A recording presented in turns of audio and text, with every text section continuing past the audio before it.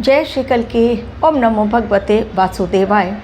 ग्रहों की चाल अक्सर आने वाले समय के बारे में हिंट हमें पहले से ही दे देते हैं। 2026 के जब प्रेडिक्शन दी गई थी कि इस साल क्या होने वाला है, उसी वक्त जो बातें बतलाई गई थी जनवरी में ही वो सारी बातें एक के पश्चात एक सत्य साबित हो रही हैं।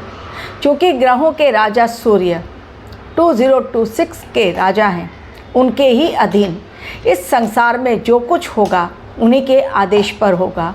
इसलिए सत्ता पक्ष पर बैठे हुए जितने भी देश के लोग हैं, चाहे वो प्रधानमंत्री हों, राष्ट्रपति हों, किसी राज्य के सीएम हों, लेकिन उन पर गाज गिरनी ज़रूरी है।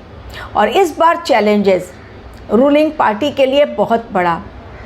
2026 के लिए मोदी सरकार के लिए भी मैंने जो भविष्यवाणी की थी वो पूरी तरह से सत्य साबित हुई।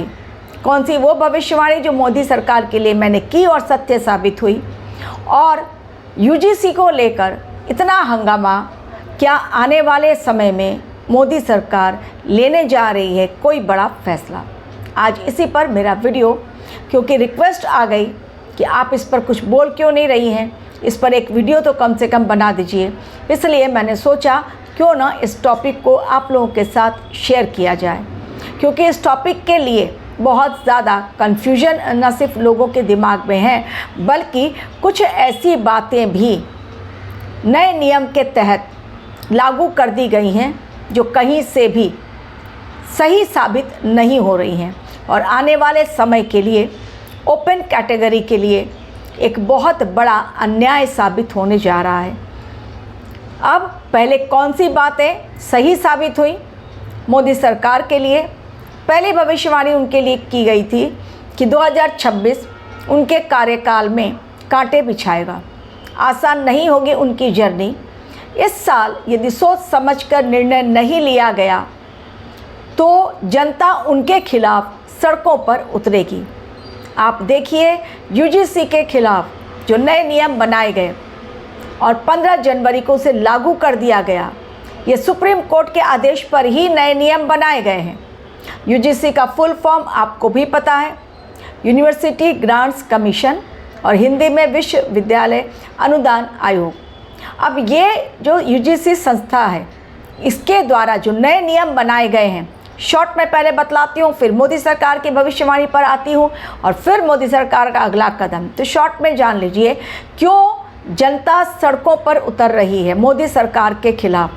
जो उनके बारे में भविष्यवाणी मैंने की थी, वो कुछ स्ट्रिक्ट नियम या कानून में बदलाव लेकर आएंगे और कुछ स्ट्रिक्ट नियम बनाएंगे जो लोगों को बिल्कुल पसंद नहीं आएगा। तो वो कड़े और नए नियम उन्होंने यूजीसी एक्ट के तहत, यूजीसी एक्ट 2026 में नए नियम के तहत उन्होंने लागू कर दिया।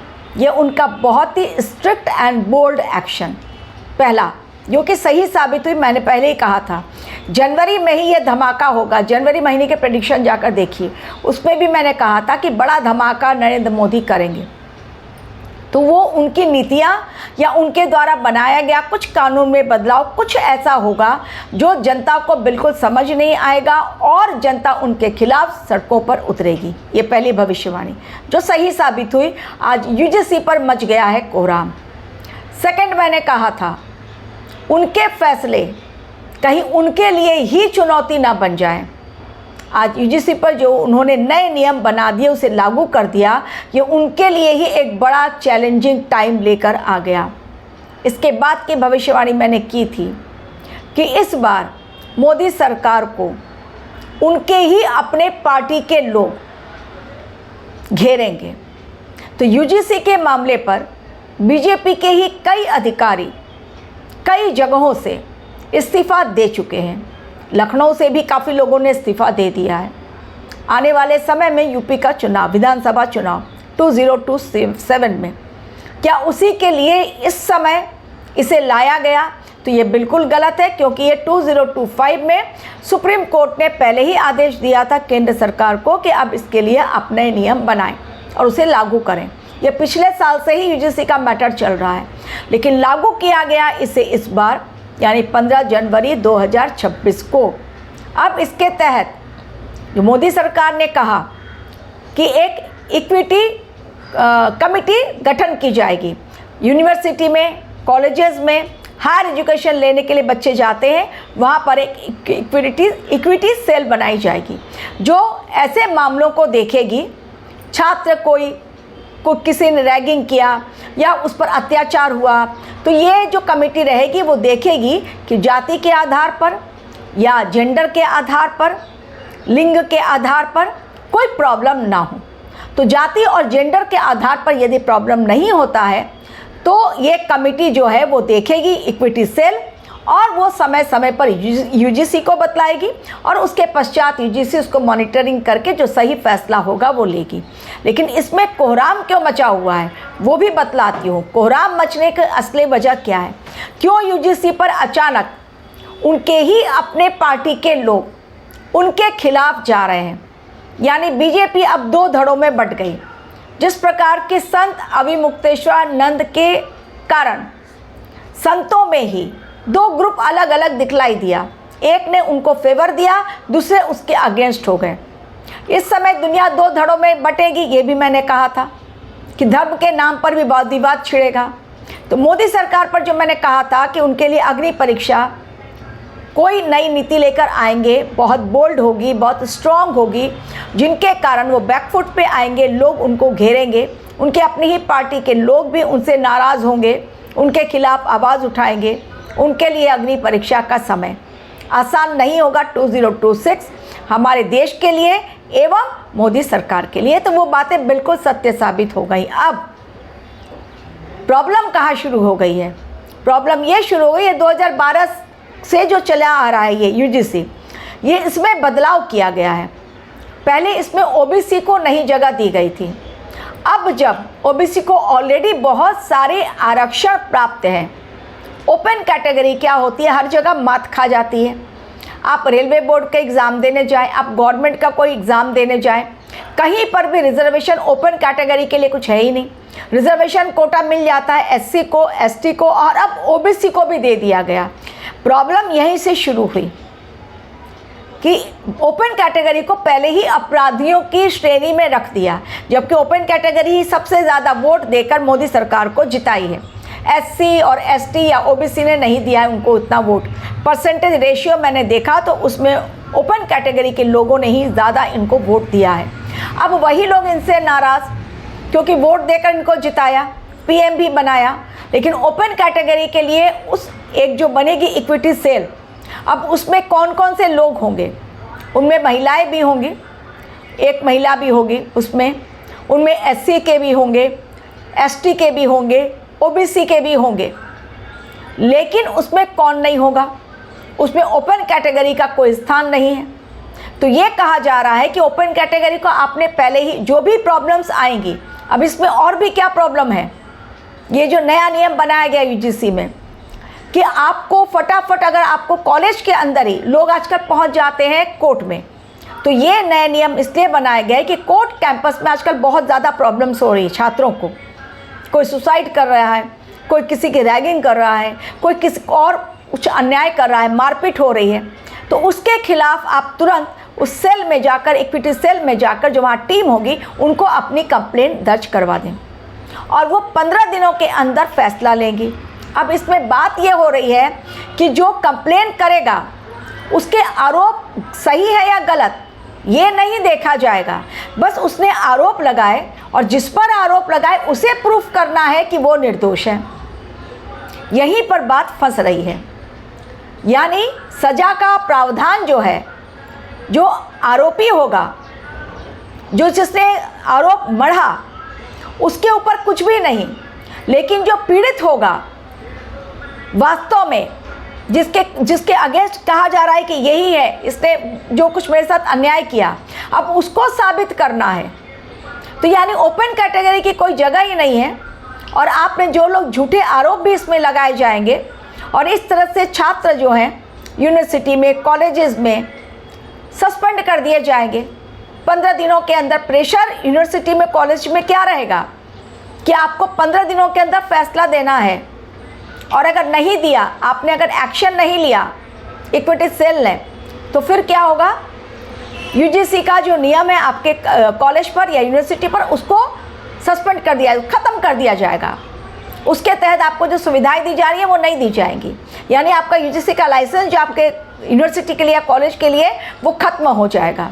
इसमें कॉलेज और यूनिवर्सिटी प्रेशर में आएंगे, वो लोग फटाफट बिना जांच पड़ताल किए कर देंगे।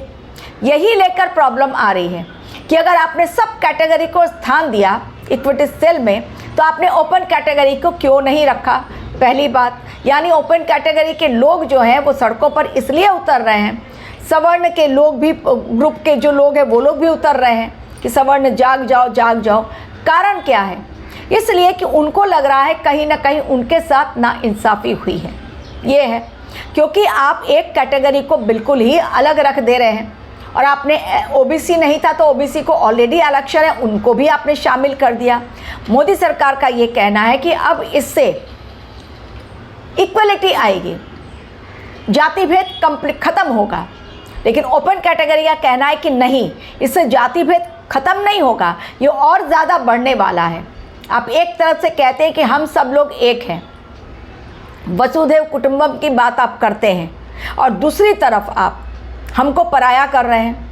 यानी अगर कोई हम पर ओपन कैटेगरी पर कोई एससी वाला, एसटी वाला, ओबीसी वाला या कोई ट्रांसजेंडर कोई भी अगर आरोप लगा देता है, तो फिर वो जिस इंसान पर आरोप लगाया गया वो इंसान तो साबित नहीं पर, वो पीड़ित ऐसे ही वो तो साबित नहीं कर पाएगा अपने आप को, और बिना उसकी बात सुने पहले ही। लेकिन जिसने झूठा आरोप लगाया वो उसकी सज़ा का कोई प्रावधान नहीं है। क्यों? अगर उसने झूठा आरोप लगाया तो उसकी भी जांच पड़ताल होनी चाहिए। नहीं, जांच पड़ताल उसकी होगी कि जिस पर दोष मढ़ा गया है, वास्तव में वो दोषी है कि नहीं, वो उसको साबित करना होगा। बात यहीं फंस रही है, और चूँकि ओपन कैटेगरी को जगह भी नहीं दी गई है, इसलिए भी बात फंस रही है। सीधे सीधे मोदी सरकार पर ये बात बहुत ज़्यादा हमला करने वाली है। और ये मोदी सरकार जो है, अब अगर जल्दी डिसीज़न नहीं लिया इस मैटर में, जबकि उन्होंने कहा है मैं मैटर क्लियर करूंगा, किसी के साथ भी अन्याय नहीं होने दूंगा, और मुझे भी यही लगता है जो ग्रहों की चाल बतला रही है, अटैक कर रहे हैं, लेकिन सोच समझकर फैसले लिए जाएंगे और कुछ ना कुछ चेंजेस इसमें सरकार हमारी ज़रूर करेगी। ओपन कैटेगरी को नाराज़ नहीं करेगी मोदी सरकार, तो कुछ ना कुछ आने वाले समय में जब वो अपना पक्ष रखेंगी, सरकार बताएगी लोगों को वास्तव में उन्होंने ऐसा क्यों किया। उसमें कुछ ना कुछ, चूँकि ये इतना बड़ा आंदोलन है, लोग हिंसक हो रहे हैं, सड़कों पर हैं, सरकार के खिलाफ आवाज़ उठा रहे हैं, इसलिए कहीं ना कहीं वो अपने बनाए गए कानून में संशोधन करेंगे, नए नियम में संशोधन करेंगे, कुछ ना कुछ ऐसा बदलाव लेकर आएंगे जिसमें सभी वर्गों को संतुष्टि मिले। और जो उपेक्षित वर्ग है इस समय, ओपन कैटेगरी जो अपने आप को उपेक्षित मान रहा है, उसके लिए भी कुछ ना कुछ सही समाधान निकल कर आएगा। लेकिन मेरे अकॉर्डिंग, मेरी राय, यूजीसी पर जो सरकार ने बना ली है, नए नियम जो बनाए हैं, उसमें संशोधन होना ही चाहिए। ओपन कैटेगरी को इस समय उपेक्षित आप नहीं कर सकते, अवॉइड नहीं कर सकते। उनका भी एक सदस्य इक्विटी सेल में होना ही चाहिए। अगर ओबीसी को आपने जगह दी, एससी को जगह दी, एसटी को जगह दी, तो फिर ओपन को क्यों नहीं जगह मिलेगी? वो लोग तो बेचारे ऐसे ही मार खा जाते हैं हर जगह। आरक्षण कोटा, उनका नाम कहीं नहीं आता है।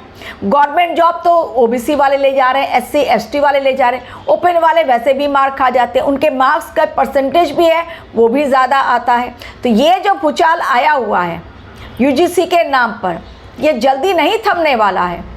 संत अभिमुक्तेश्वरानंद का अभी भूचाल चल ही रहा है, वो तूफान अभी शांत नहीं हुआ है। जब तक दूसरा भूचाल, जो मैंने कहा था कि मोदी सरकार लगातार अग्नि परीक्षा के दौर से गुजरेगी, तो देखिए भविष्यवाणी सत्य हुई या नहीं हुई। Thank you very much for watching my video.